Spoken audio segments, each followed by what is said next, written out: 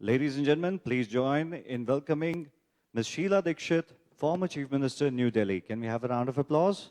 In conversation with Joint Managing Director, Hero MotoCorp, and Chairman, Hero Corporate Service Private Limited, Mr. Sunil Kant Munjal. Over to you, sir. Thank you. First, thank you very much for agreeing to be with us this morning.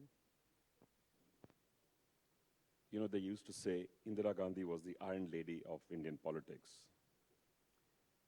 And you were called both charming and probably the most charismatic chief minister this city-state has ever seen. You went through many trials, tribulations, crises.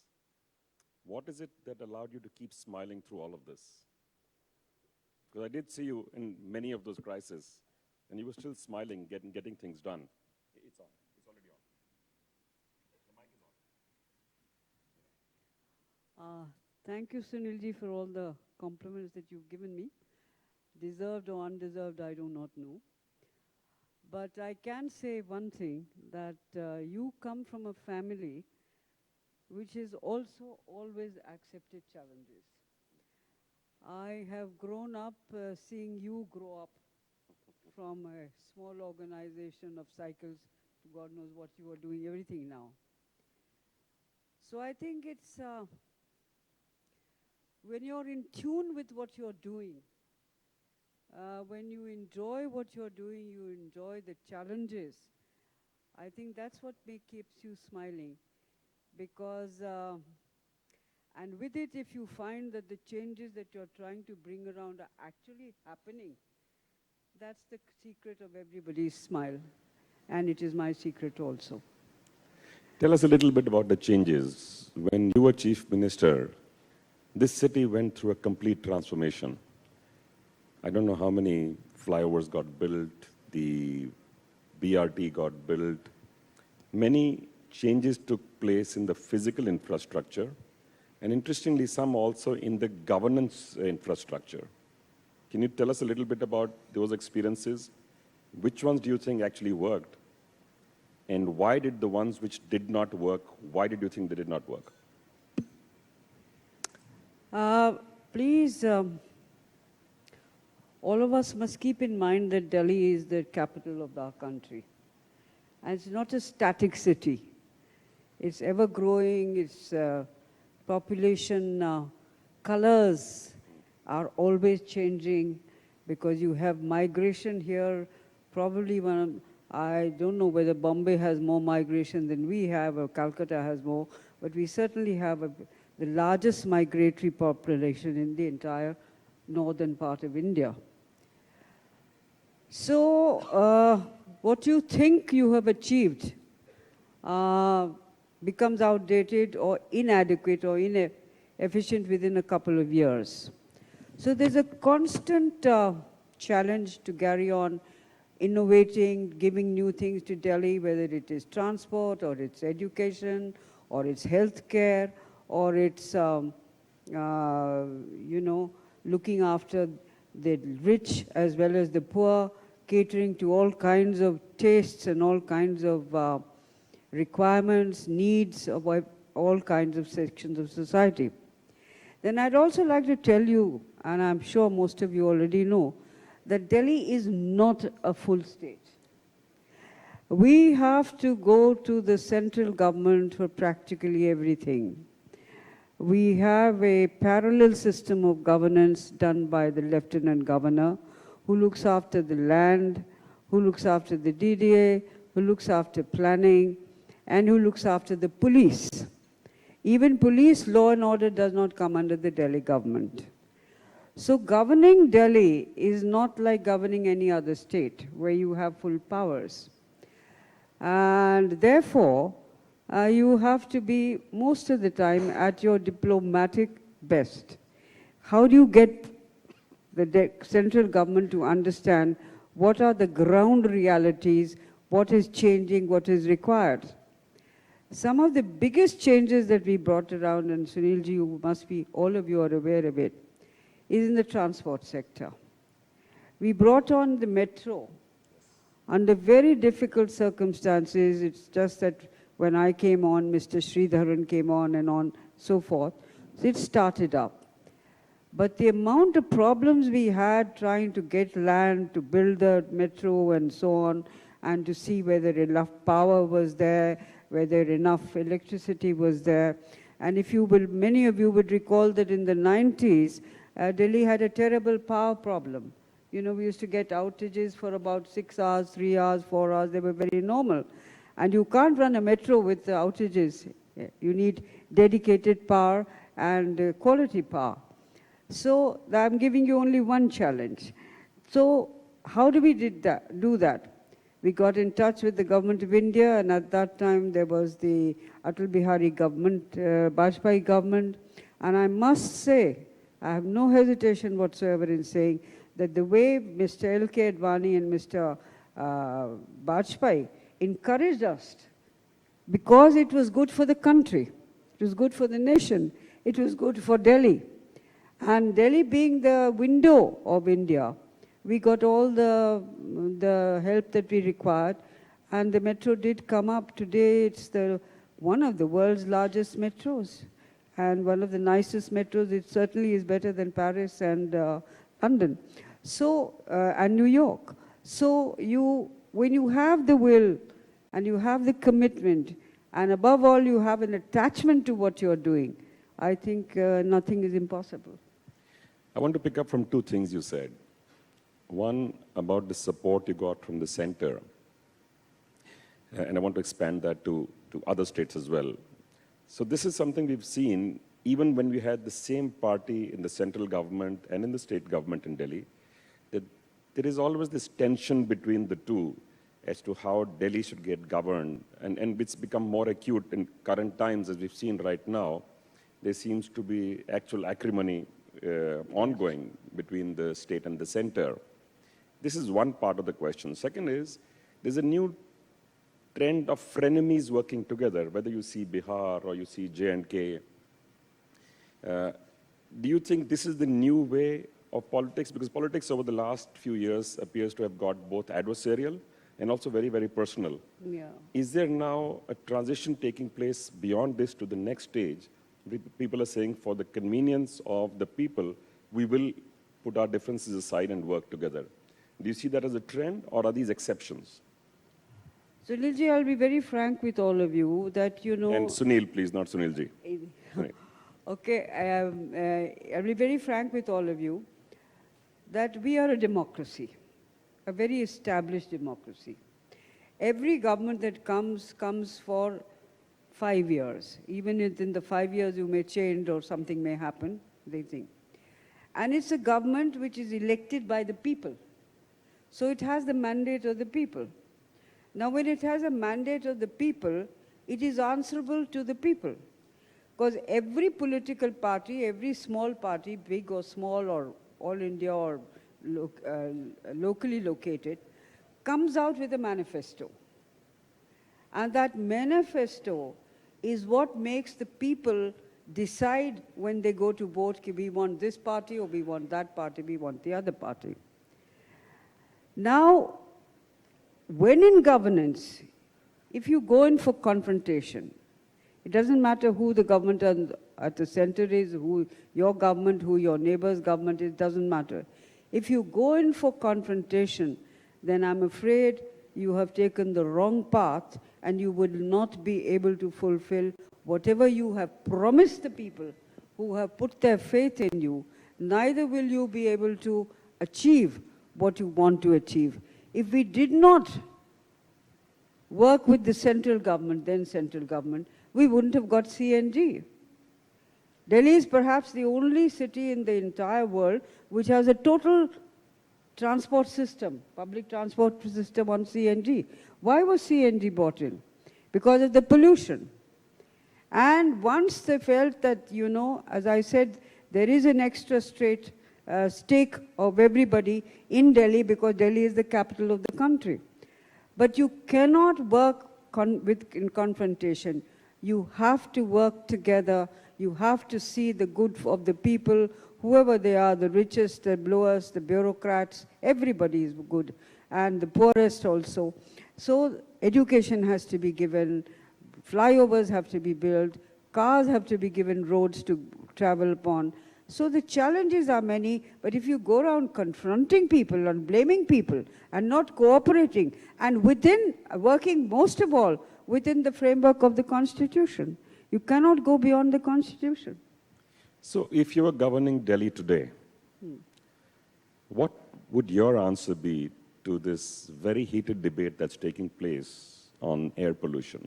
And we're not even talking about water, the problem of water yet, or not talking enough about it. Yes. Air pollution you see, Delhi has nothing that belongs to it. When we get water, we get it from outside. When we get the rains, it's from outside. When we get power, most of it is bought from outside. So Delhi itself is not a manufacturing center per se. You know, it does not even manufacture for its own requirements. Therefore, it has to import everything. In that case, what you really need to do is to build a plan for Delhi and Delhi's local requirements. And then move out. Take the help of the center. Take your own initiatives and try and move out to see what you can get from others. And I can tell you one thing very frankly, during the 15 years that I was here, I found most states except Haryana not helping us out with water. Haryana refused to help us with water, therefore this water shortage continues even today. But otherwise, I don't think we need have a water shortage. Then, so unless you make friends with everybody. So Delhi is a state which has to be friendly towards everybody because it's everybody's friend.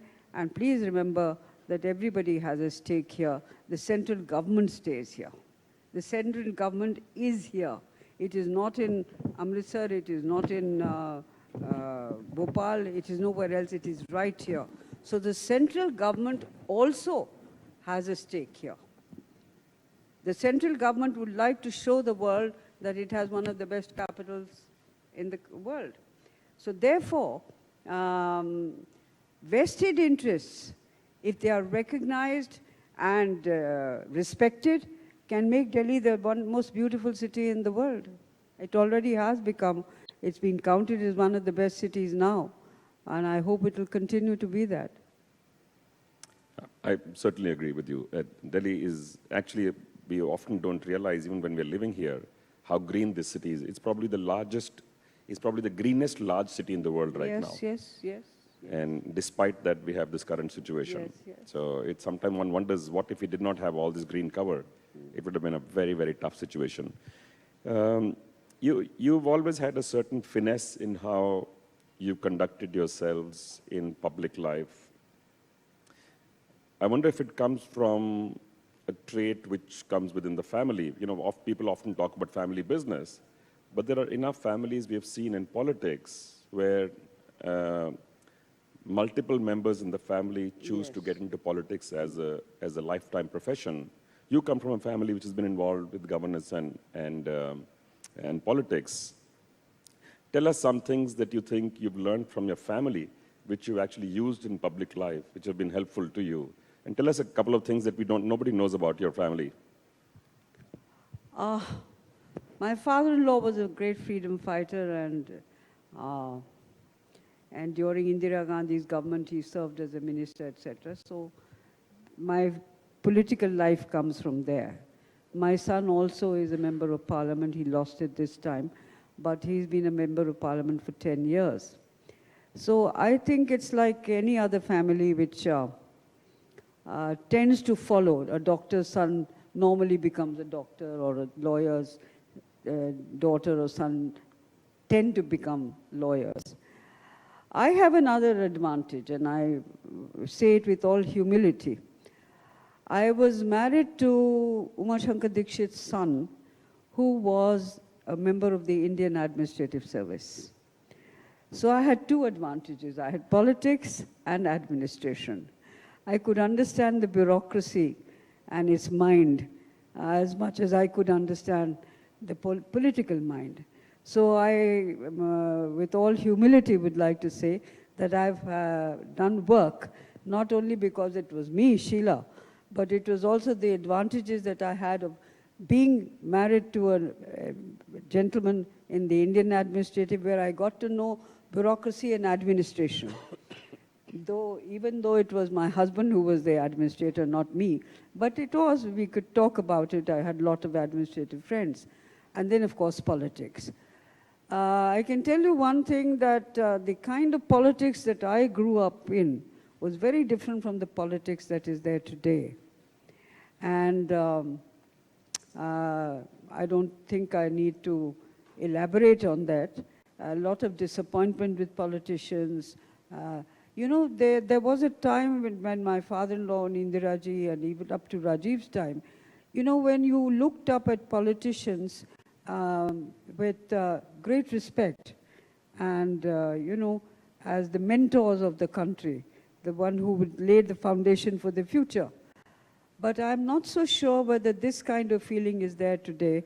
I don't have it, but I tell myself, perhaps, you know, I'm living in a world which has gone past, and I should adapt myself to this new world. But I don't want to adapt myself to the new politics. By the way, you need to have no humility. Your reputation goes far and wide as to what you did and what you achieved. I sometimes feel we don't appreciate it enough, but I think it's well recognized.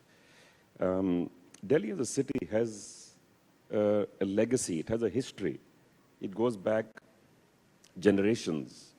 But it appears some of that physical legacy and the historical sites are kind of getting lost in some manner.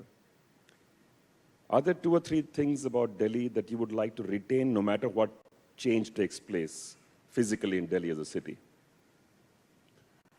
Well, I think the diversity of India is playing a much bigger role now to bring out governments which are not for the sake of governance. They're not selected for the sake of their policies or their governance or their history, but primarily because of they belong to a particular caste or a particular creed or a particular language or a particular area or a particular religion. Now, this has been and instead of becoming less and less important, when you start choosing political representatives more on merit than on anything else, today, unfortunately, we have reached a point where we choose because he belongs to my caste and all. I have one problem with the current politics today. The kind of way and the way in which women should be encouraged is not being done. You find women in the private sectors, in organizations, in industry, in banking. You find them getting into top positions. But women in politics are still not given the kind of opportunities that men get. And I think that is something which needs to change. And once that changes, there was a proposal to make 33% reservations for women, but it never happened. I think the men felt a little afraid of the women. So, but I think there's a kind of a imbalance in this. We should get more women. And I don't think anywhere, whether it is in Bengal or in Tamil Nadu or anywhere else, where women have failed as chief ministers or as successful ministers. So I do hope this kind of a change does come around and women are more accepted, because I think politics will become more humane then. Incidentally, completely agree with you. I actually said this yesterday in my opening address. The women are really the smarter half of our population, and they're actually smart enough to let the men now and then feel they're actually smarter. So they are that smart. So I do think, and I'm saying this lightly, but I do agree with you. I think this is an energy. Can I butt in and say, don't say smart, we are competent. They're both. If it's okay with you, we'll let Yes, the audience also come into the conversation. Yeah. So if anybody has a question, if you'll raise your hand, we'll try and get a mic to you. Can we get a mic here, please, right in the middle? You didn't answer my question about the transition, about frenemies. There are parties normally opposed to each other, in a sense being forced to work together in different states. Do you see that as a new way of politics working, or do you think these are exceptions? What's happened recently in J&K and Bihar and some of the others. Now West Bengal, a proposed partnership in West Bengal.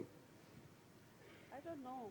Really, because like for instance, Kashmir is very different from, say, West Bengal, or West Bengal's requirements are very different from even its neighbor, Assam.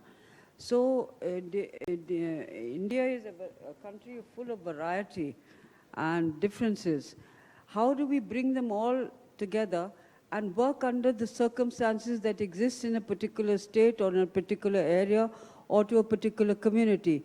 These are challenges which are not faced by other countries of the world.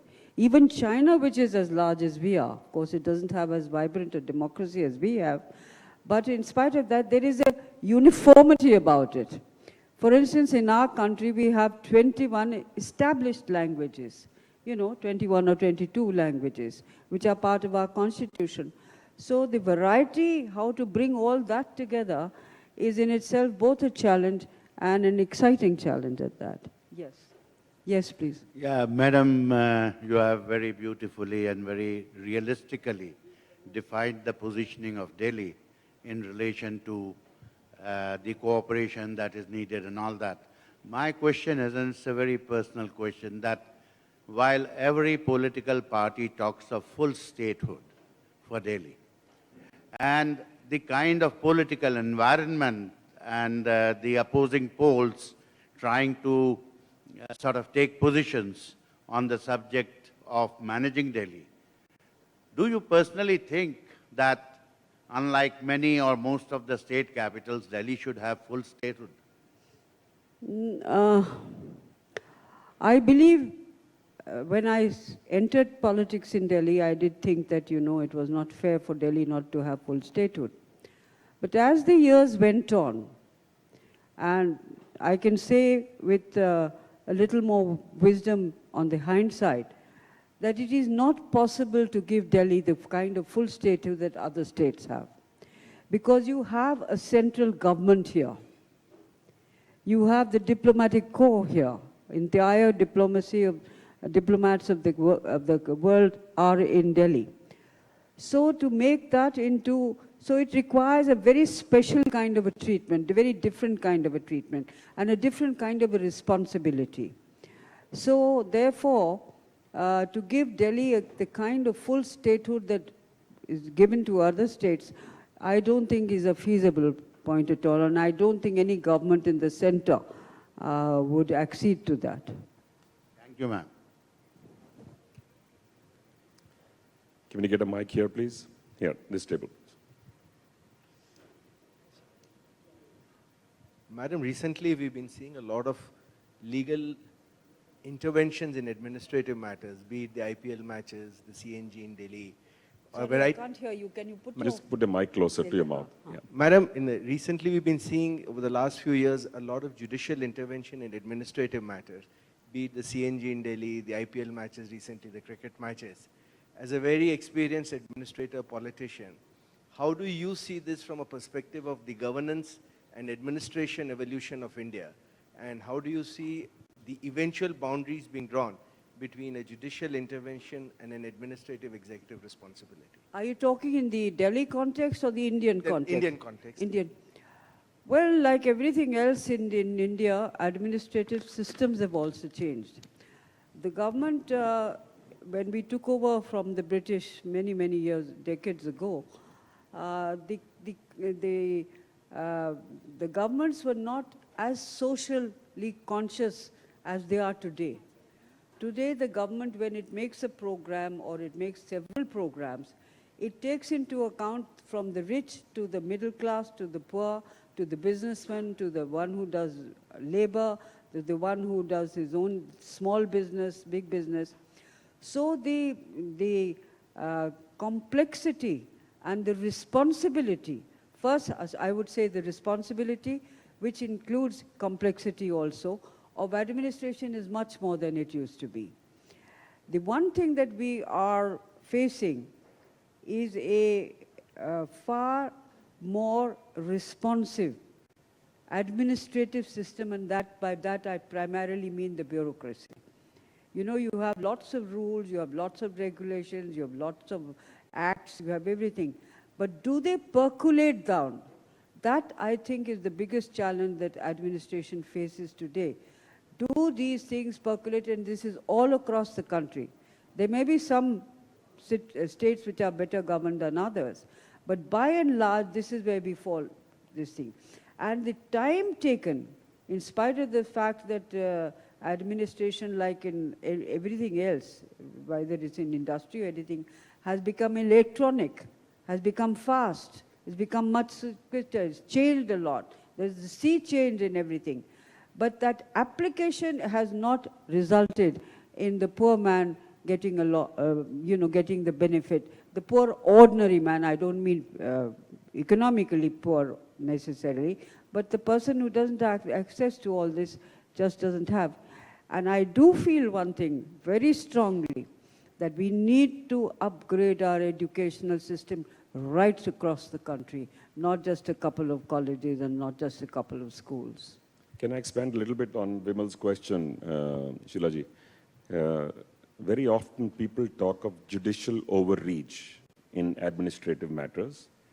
Do you think it's a vacuum where the administration or the governments are not able to take decisions, where the judiciary is filling in that spot? Or is it judiciary's own eagerness to do things which kind of makes them take decisions which normally would fall in the arena of the bureaucracy and the officials?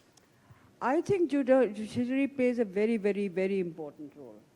The only problem that we are finding with the judicial system as of today is in the amount of time taken.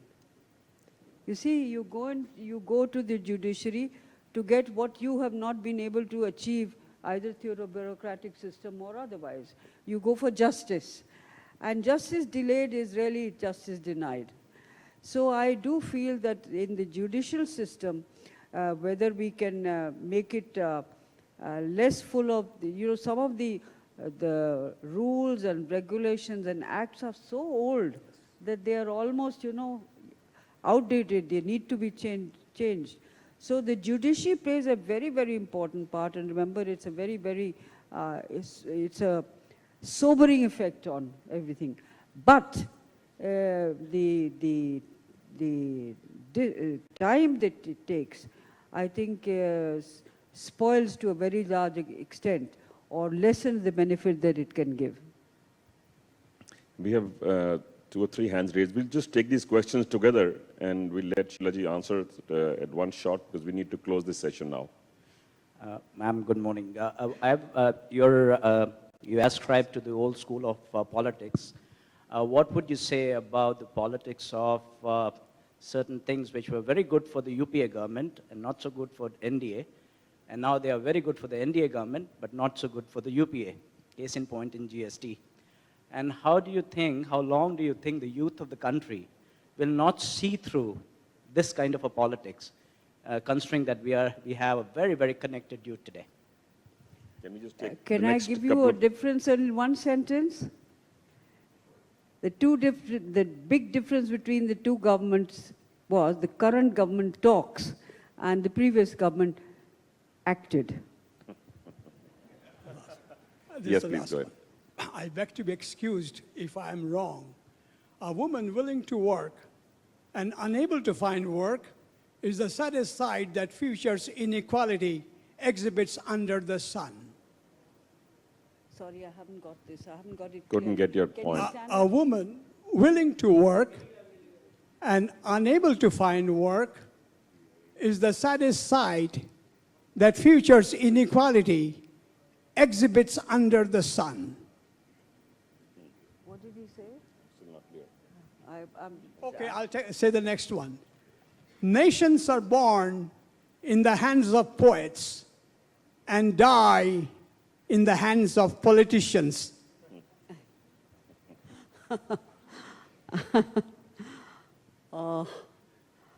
I can't expand on what you have said because I think you have given a decision rather than a question. So therefore, I respect your decision. You have a point of view, and I think it ought to be respected. It may not be a practical point of view, because remember, administration, governments, politics, and the systems that run in a by which a government runs is through certain constitutional requirements. There are some rules and regulations that are laid down. So I think they have to be followed. Sometimes they are good, sometimes they get outdated. When they get outdated, they have to be upgraded, because society, as you have said, changes. Society changes all the time, requirements change all the time, needs change all the time, and the status of a government, the status of a nation also changes all the time. So we have to keep on inventing, reinventing ourselves all along. Thank you. In conclusion, I would say there's one here. Okay, we'll take that as the last one. So, lady at the front. Yeah.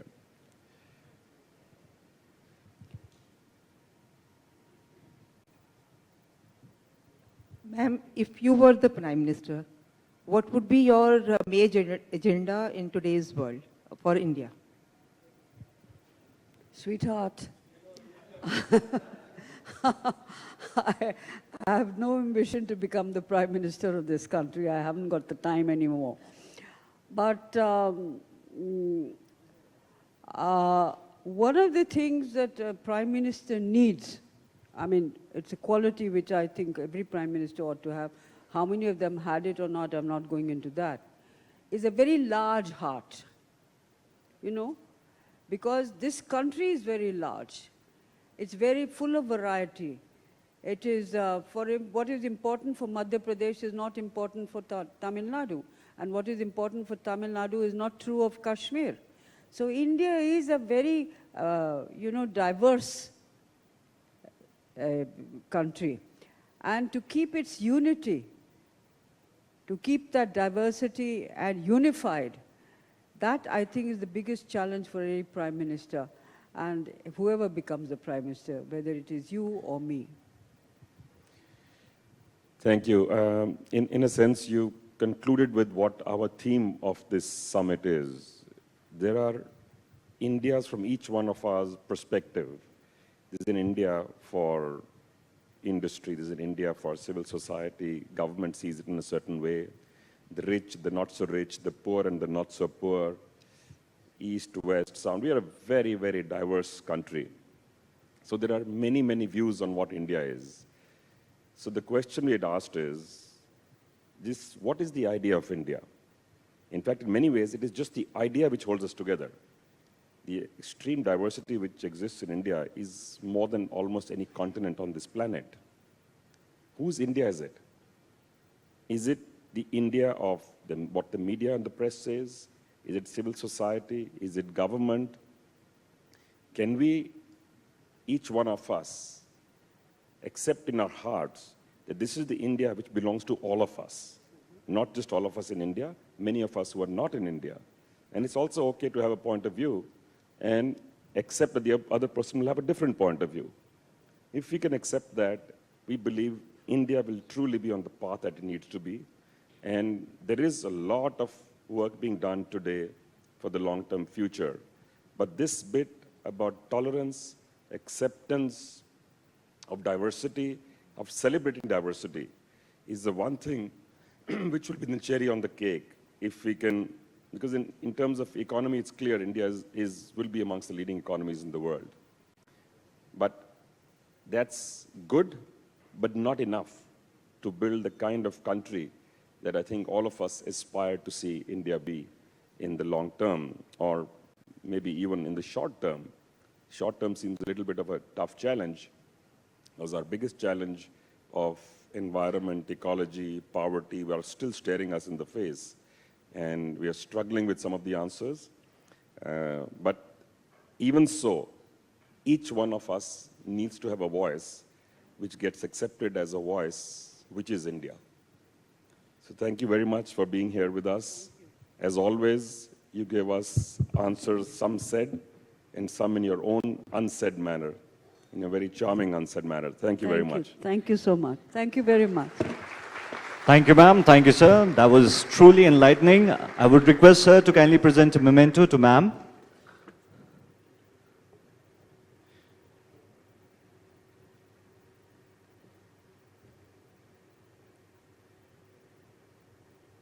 Can we have a round of applause, please?